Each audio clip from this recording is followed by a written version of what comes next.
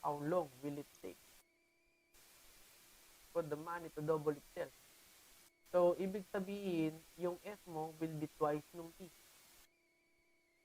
Meron dyan, double itself.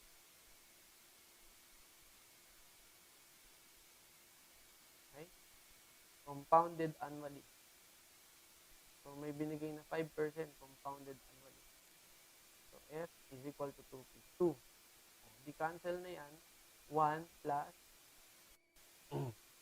0.05 divide by compounded annually o di 1 raised to n. Hanapin mo na lang, n is equal to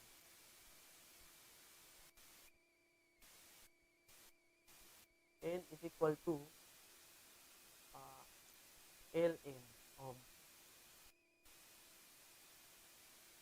ln of 2 divide by ln of 1 plus 0.05 over 1. How long will it take? So, ln of 2 divide by ln of 1 plus 0.05